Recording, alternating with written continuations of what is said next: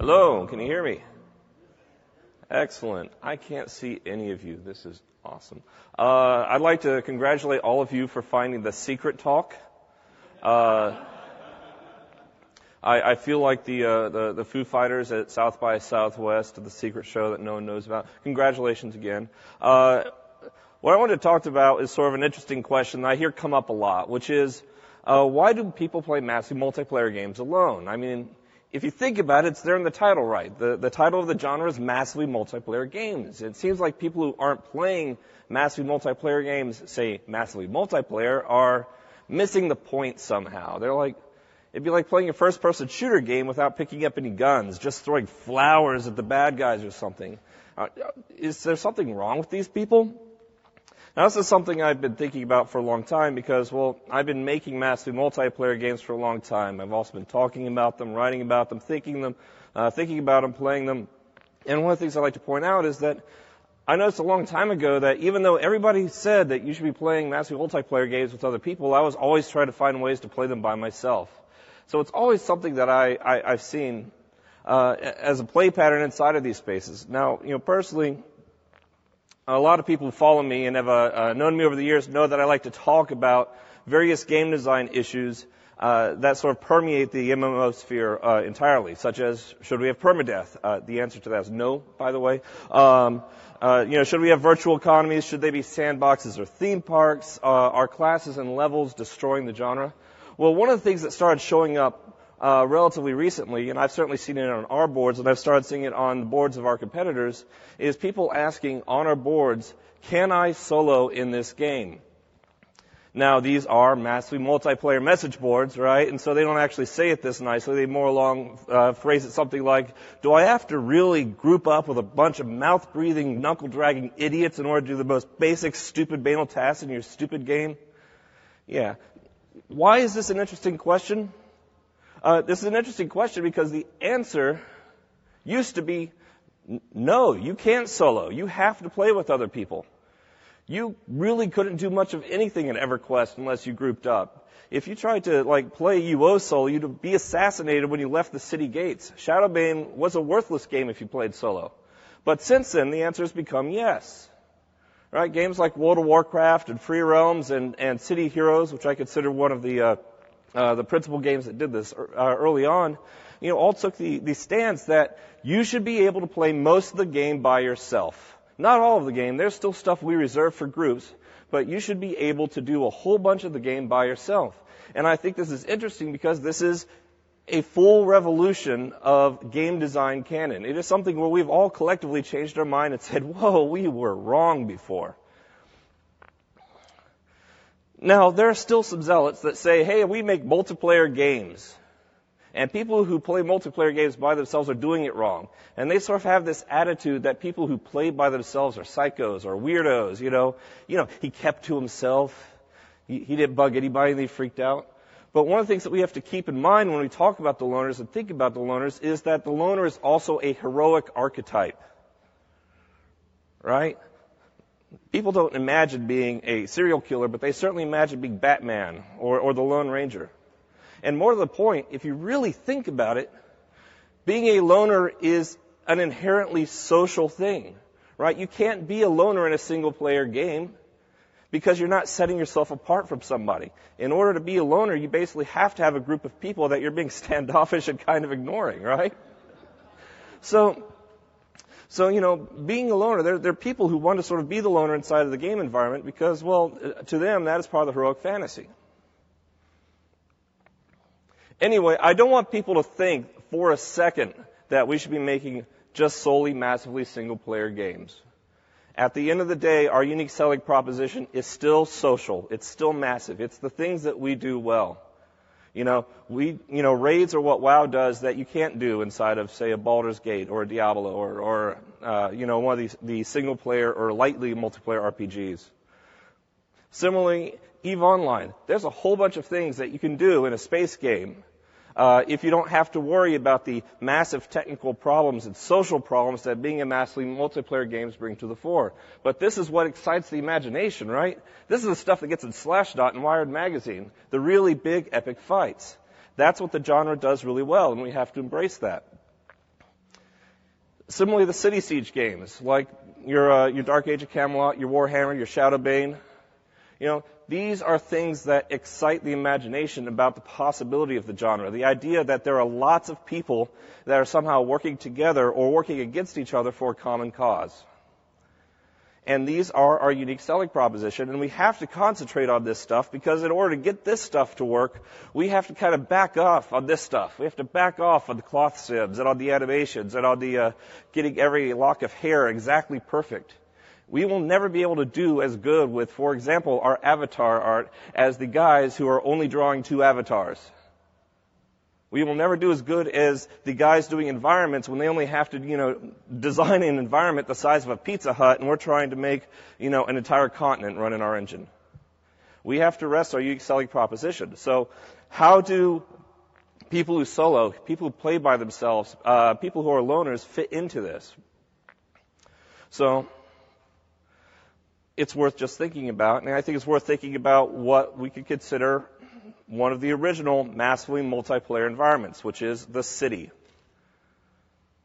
So New York City, one of the largest cities in the world, and it's got, I don't know how many, I probably should have done the research, 9, 12 million, whatever, it's got a lot of people in there. The fascinating thing about New York City is that even though it is definitely a place that is bustling with humanity, there are a couple things that we should notice as we think about loners inside of massively multiplayer spaces. The first is that, oddly enough, Manhattan has the largest percentage of single individual dwellings of any city in the world. That's Manhattan rent prices, guys. Right? They are paying a lot of money to live by themselves. A lot of people are choosing to live in New York City and still be solo. The other thing that's interesting about the big cities is that, people who are strangers coming into these cities find them alienating, find them overwhelming, find it hard for them to get a handle of what's going on. And so the thing to think about is, and this is a Mark Twain quote from some years ago, "A domed and steepled solitude where the stranger is lonely in the midst of a million of his race." This Mark Twain guy said this 100 years ago, before skyscrapers and taxi cabs and all of the stuff that makes New York City what it is today. Even then, it was seen as an alien, hostile place. And we have this sort of mentality, and I think it's sort of funneled by TV, where if you watch, say, CSI New York, you think that New York City is a death trap, right? You think that is a scary and alien place where there aren't communities. And sort of the myth of America, real America versus, fake America or something like that, is that, people who live in the country are more social and more civic-minded. But sociologists have found that's actually not true. They've actually found that people who live inside of cities tend to be more social. They tend to be more civic-minded. They tend to have stronger social friends, and they tend to be less likely to describe themselves as the country. And part of this reason is because inside of the cities, it is easier for them to find other people that share their belief systems. It's easier for them to find groups for them to belong to. New York City is full of thousands and thousands of little social circles, whereas, Podunk, USA may only have 1 or 2. And if you don't fit in, you don't fit in. So anyway, that was a fun digression. Let's go back to our loners and talk about how they need to fit into our social games. One of the things I want to keep in mind is that a lot of people see loners, people playing by themselves inside of our massive multiplayer games, as an aberration. But it's really not. There are a lot of different reasons why people are playing alone inside of your social space. Some of these are actually healthy reasons. People are choosing to play that way. Some of these are broken design states that designers need to be taking more seriously. And each of these have different design challenges that they're going to present to you. So what I did is I helpfully made the list of 10 different kinds of loners. Every time I see this slide, I initially think I wrote 10 different kinds of losers, but that's not what I wrote, because loners are not losers. A lot of these people are loners for good reasons, for valid reasons, and sometimes unfortunate reasons you need to fix, but sometimes because they're happier that way. The one that we spend the most time talking about is the person who logged in for the first time. right? This is the person who's just bought your game, has just come into the space, knows nothing about anything, doesn't know the social conventions, doesn't have any friends, doesn't have any clue what's going on, doesn't even know where fun is. And as you may know, we spend a ton of time trying to figure out how to get them into the game, into a social circle, because the theory is once they're into a social circle, they're going to be more invested, more interested in what's going on. Now, a lot of times our tabula rasa player is going to be, he's going to have come in with friends, but that friend might have washed out, right? He came in with a friend, but that friend, the game wasn't for him, or that friend isn't getting on for another 2 days because the pre-order is backed up, or that friend logged into a different server by mistake. And this guy is riding solo until that comes along. Now, our first instinct as game designers, especially the more social engineering types, is to try to jam these people with other people as quickly as possible. There are some pitfalls to that. One is overstimulation. You have to be really, really wary of this. So a lot of people, MMOs are incredibly complicated things. I mean, the interfaces on even our simple ones are incredibly labyrinthine. As a result of it, it's really hard for people to learn how to play these games. And some people really do not like to learn to interact with other people until they've actually figured out what's going on, how their class works, how their GUI works, how to get out of town, things like that. And so if you think back to Asheron's Call back in the day, they had a fealty system where basically the high-level players would get an experience bonus for every experience point that a low-level player earned if that low-level player had declared fealty to them. And the end result was that higher-level players would basically camp Newbie Town and recruit low-level players as soon as they came in the door. Of course, what this was to low-level players was an instantaneous sales pitch of, hey, come in, sign up for me, know me, I want you to sign up for me, right?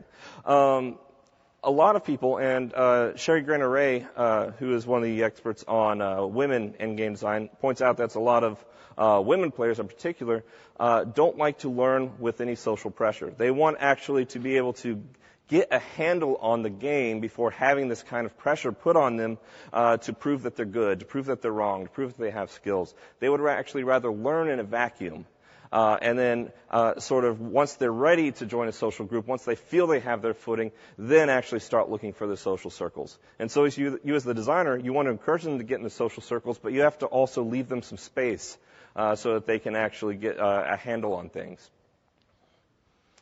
One of the corollaries of the new kid in town problem is the hollow earth problem. This is an old MUD term which describes what happens in our class and level-based MMOs when you have a game where there's a content progression and, you do level 1 to 10 content and then you're done with that zone, you go to the 10 and 20 content and then you're done with that zone. What happens is that people who come in late to the game are going to find, even if they want people to group with, they might find that there aren't any there. As an example, if you log into Cataclysm today in World of Warcraft and start up a Worgen or a Goblin today, you're going to find that Newbie Town in those areas is a lot less crowded than it was in November and December when that game when the expansion pack actually launched. Most of those people have sort of graduated to the higher level content, and if you crave that social interactivity, it's just not there to be had. And this is sort of a design problem that all these level-based games have to have. And even if you do get to max level, you might find that the end game has gotten incredibly cliquish. Even if you want to get into a social circle, it's very hard for you to do so because you have to basically earn your spot in a guild and prove that you earn a spot in the raid, in the battleground, in the arena fight, in the strike force for your territorial control game. And it may be that those spots are very limited and hard to actually come by.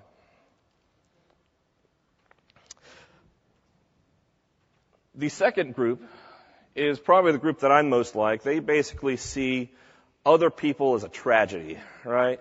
They see them as like a joke. For them, they wouldn't want to group with anybody in the Barrens, but they think they're good, clean fun anyway, right? These are the people who like to slow down for car crashes. This is probably my category as well. They see other people as content. And one of the things I want to stress is this is way more pervasive than most people casually think it is. So very recently, a media studies group did a study and found that 90% of the readers on most mailing lists and message boards never post. Right? They go to the message boards and they read things on the message boards and they never bother to post. And some of them still log in daily. It's just that they're just absorbing the content that other people bring to the table. They find the value in actually watching this, but they don't necessarily feel they have to post in order to get the value outside of this community. And I want to stress this is not new. These numbers were also being thrown around back in the Usenet days and, when all the alt groups were around. And if these people find value in lurking, who are we to tell them that they're wrong? But the thing about the concept of other people are content is that it really puts an onus on you as the designer to be sure that you have sort of a social critical mass, that you be sure that the space feels full and crowded and interesting. So this is how casinos used to be designed. The trend of how to design casinos was to make them bigger, more grandiose, more palatial, with the high ceilings, and we want this to be a temple of opulence. And this is the Aladdin, I believe. You can't go there anymore because it failed and has been destroyed. This guy, his name is Bill Friedman. He is a famed maverick casino designer. And he basically did some research and found that a whole bunch of people would stay at the Aladdin and then go gamble someplace else. And what he found was that the reason why is that these are very lonely and desperate places to gamble. And if you think about playing a slot machine for hours on end, it is a grind. It is a lonely, soul-sucking experience. However, if you play it in a room like this, where the ceilings are low and the areas have alcoves that sort of keep people together, there is always content going on around you, right? You always feel like there's something going on around you. And while you're hitting that button on that slot machine, you're going to see people winning over there. There's always going to be the sound of somebody winning around you. There's going to be people fighting or getting drunk or, there's going to be like cute waitresses nearby. There's always something going on when you get more people closer together. And this is true of any social space. For example, if I was having this talk right now in a room that only had 50 chairs, this would feel like a very cozy and dynamic and standing room only talk. But instead, we're having it in this very, very large room, and you guys are all feeling sorry for me for being the last talk of GDC. And that's okay if we're just giving talk, if we're teaching classes. But if you are in the business of, for example, running a club, running a bar, you want to prove that your space is the it space. And part of that is being sure that the place feels like it's hopping, feels like it's crowded and it's coming in. But we don't necessarily design our MMOs for people watching. We don't necessarily design it so that there are lots of people interacting. We try, lots of designers still think it's important to have really big, super big worlds so that people get really spread out and those populations get diffuse. And that really, really fights with what the social needs of the space are.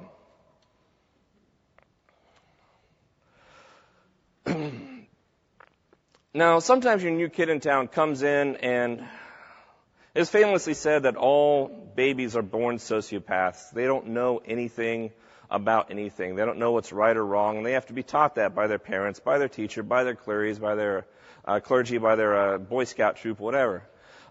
Much can be said the same for massively multiplayer game players. They come into an environment, and every environment has different rules for what is right, what is wrong.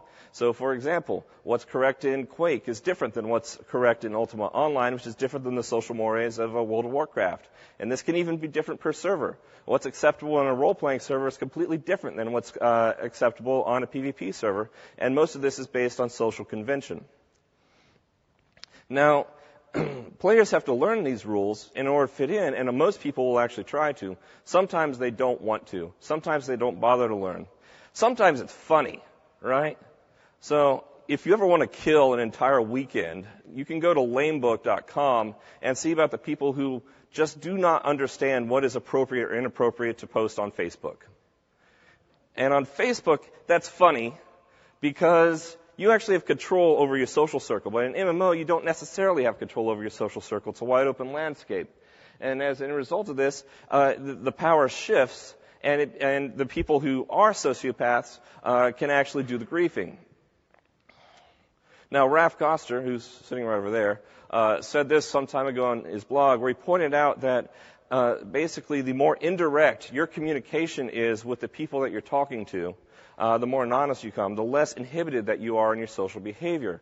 And he came to an interesting conclusion, which is something for the game designer to take to heart, which is that it may be that the right way to solve griefing inside of your environment is to increase empathy, not necessarily punish people. Get people to recognize that the person at the other end of of that mud connection wire is actually a real person, as opposed to a nameless, faceless person that you can abuse. And this is something that we see in real life as well. We have a ton of studies that talk about how even the smallest nods can get people to actually care more about other people and want them to do them correctly. You are more likely to be rude in traffic if you make eye contact with the guy you're about to cut off, right? You are more likely to give money to a bum if he manages to catch your eye. That being said, some people will never learn, and you should not be afraid of expelling them from your environment if at the first sign that they prove that they cannot be salvaged. So on to loner type 4. Some people are playing under unique conditions. Sometimes they're playing at lunch. They're playing at their desk. Sometimes they're playing at home while their wife and kid are asleep next to their desk. Sometimes this is the only way they play, and sometimes this is only how they play some of the day. These people are playing under unique constraints, and this is a good excuse why you always need to have some level of solo content in your game, some stuff for these people to do. These people can't commit to playing in a dungeon for 45 minutes because their lunch break might end then. If your dungeon can't be done in 45 minutes, they'd have to abandon you and leave you there. They might not be able to put on voice chat, for example, because they can't talk and wake up the kid, or it's just too embarrassing to put on the headset while they're at the office. So these people might want to do group content. They just are in a position where they cannot for some part of their day, but they still want to play their game. It behooves you as the designer to give them the social content that they need, or the solo content that they need and want, so that they can sort of play when they have the availability to do so.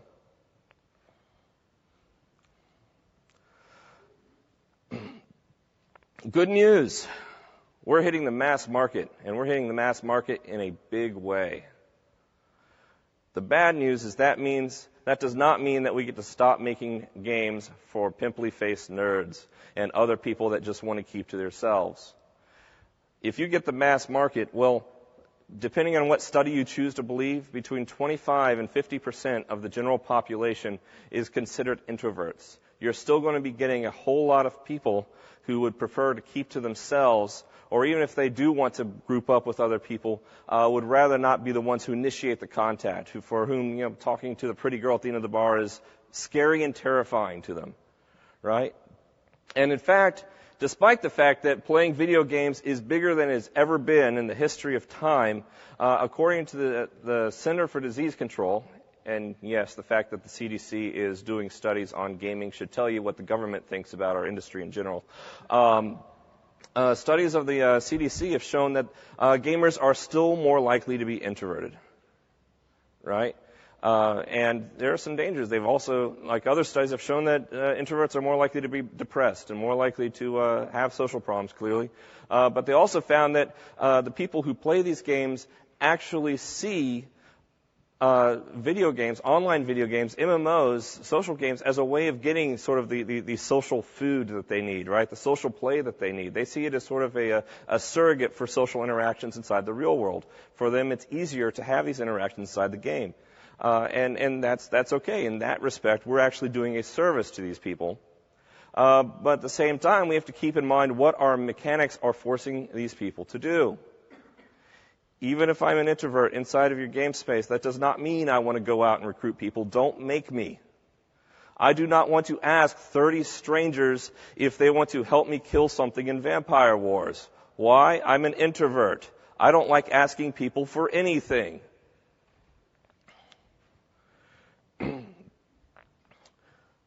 there are people that like to do that. There are people that like to reach out, and you can actually give them a lot of the impetus, a lot of the push, a lot of the control in actually doing things like building groups, running the dungeons. Give extroverts the tools to do so, and allow the introverts to pass off the control over these responsibilities to the extroverts, and the extroverts will have fun doing it, and the introverts will be relieved they don't have to.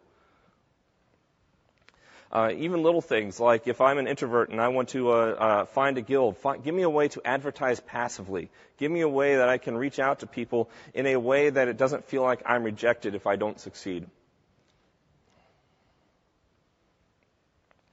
Now, this is an interesting design challenge. All the time inside of our social spaces, our social circles disintegrate, right? This might be that the friend that you play with all the time has decided to stop playing the game, or your guild has just collapsed because of guild drama or something else. And suddenly you had a social circle, and it used to do social things. You used to do the raids. You used to do the dungeons. You used to do the territorial control. And that entire social structure has utterly disappeared, right? This is a broken game state. And if you think about it, like this guy has just gotten dumped by his social circle, and you think about all of the emotions that you had going on inside of you the last time you got dumped, you can understand that this is scary. And what is your job as the game designer? Your job as a game designer is to set up the rebound relationship as fast as you frickin' can and get them back and play the game that you want to. Because these people don't necessarily want to play your solo game. They were happy playing the raid game. They were happy playing the territorial control before that was all jerked out from under them.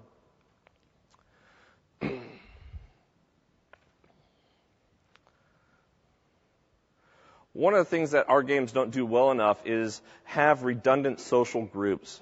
So sociologists in the field of social networking have this concept of weak ties and strong ties. And if you think about your real life, your life is primarily defined by your strong ties. This is your wife, your kids, your parents, the people you go to work with every day. If you go to church, it might be the people that you see at church. And your weak ties are your more distant relationships, right? These are the guy that you worked with 3 jobs ago and the kid that you went to high school with. Facebook, if you think about it, is primarily a way of collecting these weak ties. What sociologists found is that, strong ties sort of govern our day-to-day lives and our day-to-day interactions. Weak lives is what we turn to when chaos strikes. When you lose your job and all of your coworkers are also now scrambling and finding your jobs, that's when you're going to go to the guy that you went to high school with. That's when you're going to go to the guy you worked with 2 jobs ago and see if he has any leads on another job.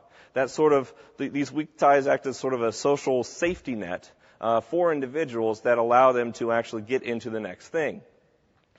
MMOs aren't designed that way. We generally encourage people to get into a guild as soon as possible, and then these guilds become very solid and they become very insular. And they don't interact with other guilds very often. In fact, very often there's intense competition between the guilds. And so when that guild dissolves, it becomes something of a nightmare situation, and there's a very real risk that players wash out of the game.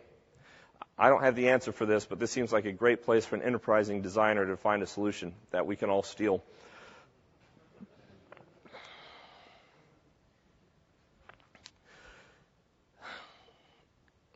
Now, your kid who just got off the bus, he gets all the way to level 50. He's maxed out. He's there because he's heard about your unique selling position. He's heard about the territorial control and the raiding and the battlegrounds and all the stuff that's in the in-game. He really wants to be in an arena team. But he's got this problem. He doesn't know if he's good enough. And very often, he may be right? A lot of these games are hard. And in-game is really hard on purpose because we're trying to create challenges that can keep you coming back over and over again, keep you engaged, and actually be a challenge. But that also means that it can be very hard, again, to get into that mean girls clique, to actually get into a social circle where you can actually prove that you belong and where you can be a contributor. Jonathan Barron famously described it as glory and shame. We have Tom Cruise representing glory. We have Bill Buckner representing shame. I'm a Red Sox fan. What John said is that glory is the reason why people play MMOs. They want to be the guy that plants the flag on top of the tower. They want to be the guy that lands that final death blow when there are only 3 guys left in the raid. That's what they envision in their head. And shame is the reason why they don't. They're afraid of letting everybody down. right? They are afraid of being the person who wastes half an hour of everybody's lives because they just couldn't get the job done. And very often it's because they don't understand, that there might be low impact roles that they can take. And one of the things that John Barron did in his game, which was a long time ago, was called BattleTech, was they basically had cannon fodder roles. The idea was, you needed a stream of newbies for whatever their game design was that you would send out on the battlefield, and you would tell them, yeah, you're going to go out there, you're going to really far, you're going to take a few pot shots, then you're going to die. And it's okay. You want to come back, you want to go out there and do it again. And these low-level, low-skill players could come in, feel like they're contributing immediately to this in-game activity, and gain some comfort with the social structure, gain some comfort with the GUI, gain some comfort and understanding of what is going on at all around them, and gradually work their way up the guild, the hierarchy of whatever they had, guilds or clans or whatever it was. Finding ways so that players can actually contribute to a guild in a way that is not going to induce shame is, I think, something that is very important to getting people who don't want to be loners into a social circle.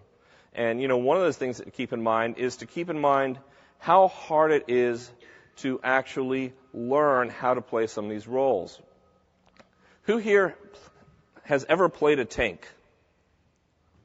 A tank inside of Massive, in WoW or in... It's hard, isn't it?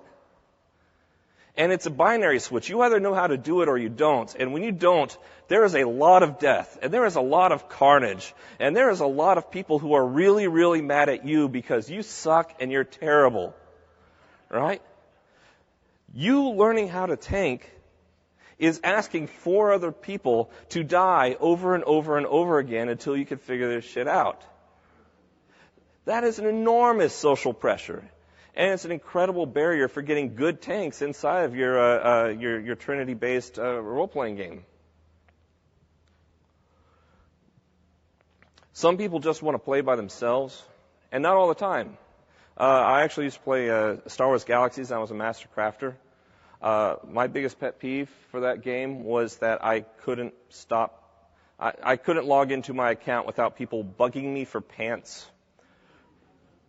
All right. As soon as I logged in, they would see me come in, and it would just be an endless spam of tells. Why haven't I made you your pants yet? It was very, very frustrating. Some people just want to get away from their responsibilities, even their online responsibilities, but they still want to play this game. And that's okay. Being by yourself from time to time, even in little bite-sized chunks, can be very, very healthy. There's been some research done that found that some people prefer having a commute to not having a commute. That's crazy, right? Well, now if you think about it, that's 20 minutes that you have that you aren't being bothered by your boss, you aren't being bothered by your wife, you aren't being bothered by your job responsibilities, you aren't, being bothered by your kid. It is that small period of alone time that you have that you can laugh or cry or crank AC/DC on the radio or pick your nose or whatever the hell it is you like to do when you're by yourself.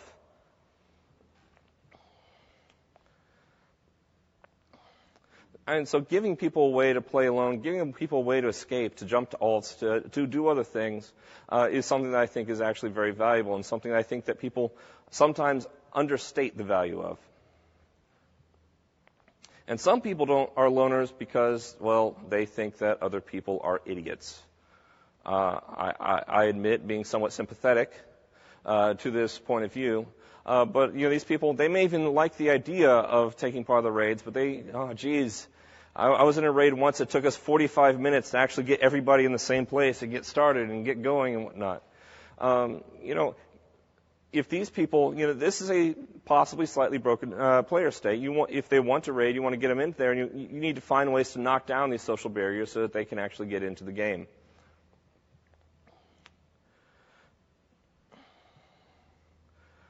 A lot of these people have been scared off by guild drama. A lot of these people have been scared off by incompatible guilds. Somebody once described being in a rock band as like being married to 4 other people. Being in a raiding guild is like being married to about 40 other people. and it only takes, finding your way into a bad guild to sort of color your relationship for the whole game, right? If you find yourself into the elite speak cool dude guild, your idea of what that game is going to be entirely different than if you actually stumble into the guild that likes to quote Shakespeare. And yes, I have found that guild, and it was weird. So actually finding, you can never make guild drama go away, but one of the things you can do is do what you can in order to help people find compatible guilds, find guilds of people like them, find servers of people like them, right? So back in Ultima Online, one of the things that they had was a guild full of people who liked to play elves, which pissed off the people who were also role-playing, who believed very firmly that elves did not belong in the Ultima universe. But these people who played elves all found themselves, and they went off and played by themselves. And that's actually part of the magic of the internet, is that it's easy for like-minded people to find each other, right? And our games, with all of our server divisions, often put in arbitrary barriers that make it too hard for you to find the right circle of friends. Your game is infinitely stickier if you can get them someplace compatible. Just a side note about voice chat. On the balance, voice chat is good for the social in your MMO, but voice chat is also a commitment, right? When you start talking, you reduce your own anonymity to other people. So I've noticed when I've played raids, the people who refuse to turn on voice chat are very frequently the people who wash out of the guild, because it's just a way that they haven't signed into your game experience. Sometimes there are also guys pretending to be girls and girls who don't want people to know that they're actually girls and stuff like that. But sort of the retention inside the guild is much stronger once they actually commit to other people by turning on their microphone. And some people just want to play your game by themselves. And that's okay. I saw a study of World of Warcraft data. Somebody had analyzed the Armory and found that a huge percentage of players in the Armory had reached level 70. This was back when level 70 was max. But had no raid gear, no dungeon gear, and had no PvP gear on. Which is to say they went from 1 to 70 playing by themselves. And if that's the game that they want to play, okay. It is important to remember that there's a clear difference between being alone and being lonely. I mean, I think we all cognitively know that, but one of these is a lot healthier than the other. In this book, which is good, being lonely is actually vaguely not good for you, right? It has been known to cause psychological problems. It has been known to cause physiological problems, like high blood pressure. On the other hand, almost any psychologist can tell you that having some alone time, choosing to be alone, can be actually very healthy for your mental state of being.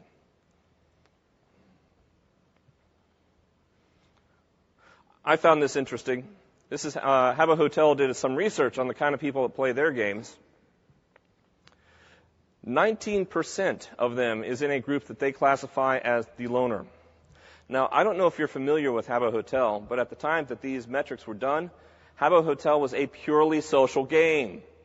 There weren't any game mechanics. There weren't any rats to kill. It wasn't like that, right? It was a social space. And yet, even in this space, 19% of the population was just preferred to stay by themselves and do their own thing. So anyway, wrapping down.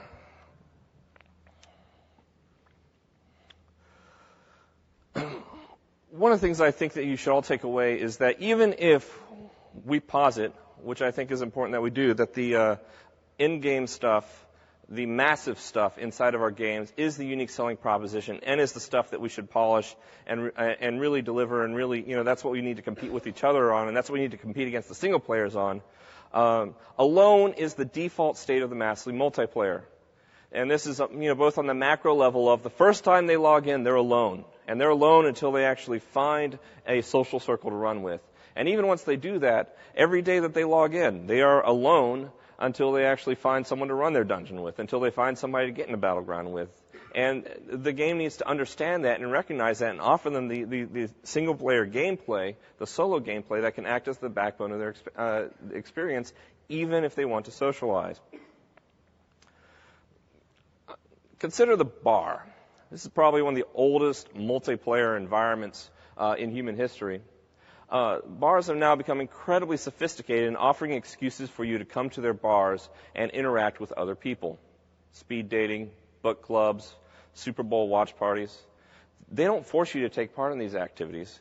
If you want to come and watch trivia happen, they're more than happy to take your money and serve you drinks. But these environments are richer because of that, and they're hoping that you'll come in and actually find people and come back on a weekly basis for the trivia. They're hoping that you find a social clique that you're going to associate with that bar.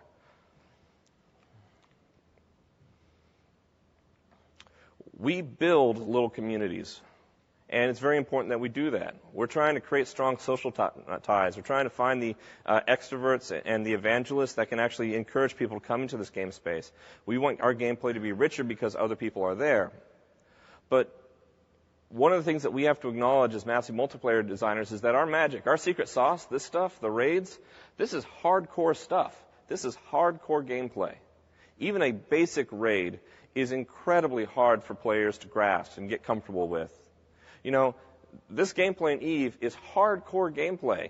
You have to figure out how to get the solo player in a position where they want to take part in this, where they feel comfortable with the social circles, where they feel like they can be contributors.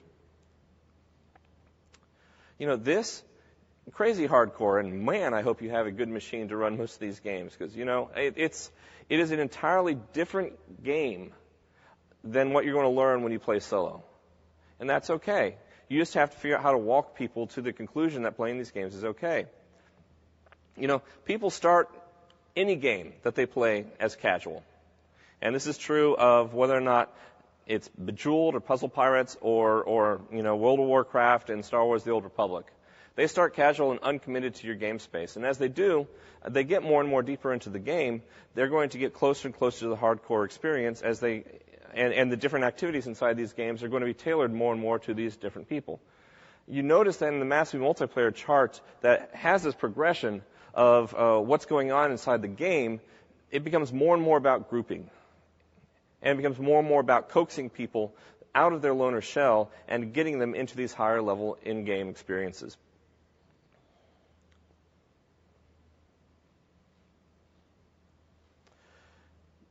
But it's hard, right? Actually getting people from casual to interested and interested to committed, and especially going down to hardcore. You know, if hardcore is massively multiplayer game experience, you have to overcome a whole bunch of social problems. You have to overcome a whole bunch of, you know, shyness, cliquishness, distrust, fear of commitment. You have to overcome all of these issues to get these people to actually go down the ladder and play those games. And you know what? It may be that you don't want to. It may be that they're happy to stay at that casual level, that interested level, and not go further down the ladder. But at the end of the day, being lonely is a problem that you have to solve. But not being alone, right? Being alone can be healthy. If people choose to be alone, they're not lonely. That's okay. People of all walks of life value being alone. But if you're actually in a massive multiplayer environment, the irony of being lonely is inescapable. That's all I have for you today. Thanks for coming out, and I'll take any questions you have.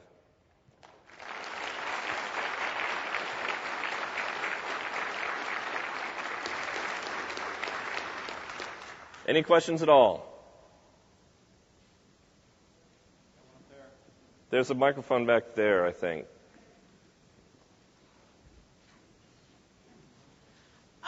You were talking about the weak ties problem. That made me think of a system in Dark Age of Camelot where you could combine guilds into alliances, and a system in Final Fantasy XI where you could have multiple guilds link pearls in your inventory and decide whether you wanted to be in a guild or not in a guild moment to moment. The guild leader could revoke your link pearl, but you could carry very many of them. Do you think there's a reason we've gotten away from those more complicated multi-guild connection systems? So the question was that there have been games that have experimented with that sort of thing, such as allowing people to have multiple guild affiliations or having guilds join into alliances. And is there a reason why people have gone away from them? I think that in many cases it's because the game designs have kind of gotten away from them because they don't understand what's important about them. So Shadowbane had alliances, for example, and that provided that social safety net. If your guild collapsed, you would often jump to someone else in your alliances. But, when you have, in Shadowbane, we didn't design the alliances for that reason. And I'm actually right now trying to remember if they were informal or not. No, they weren't. They were codified into the experience. We put the alliances in because we didn't have factions the way that, for example, World of Warcraft has factions. And as a result of that, we needed to create sides dynamically on the fly. Similarly, Meridian 59, which I also worked on, had guilds and secret societies, right? And I put it in specifically for this reason.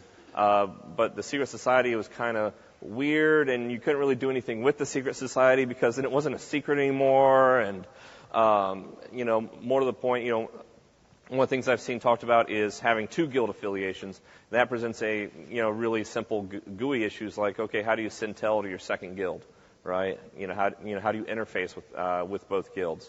And so I think it's a lot of how do you make it simple enough that people can actually understand and interface with it without mucking up what is already an incredibly complicated user interface.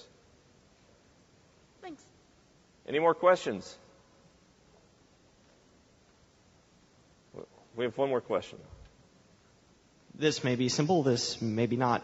EVE Online specifically has a guild or corporation history. Do you think something like that is more of a good thing or more of a bad thing? I know in EVE Online, if you've pissed off your alliance or whatever, and you didn't do it for the benefit of somebody else, it can be really hard to move on to somebody else's corporation or alliance because of those prior standings and because those are just written in stone on your character. Right. I think it's a very good thing in your classic server-based MMO because it really helps to address the problem of sociopaths. Once you realize that you will have a black mark on your record for as long as you keep this character around, people actually start to play nicer really fast. The question is always, is it impossible for you to hit the reset button? I don't know how well it works in EVE, to be honest. I haven't played EVE very deeply.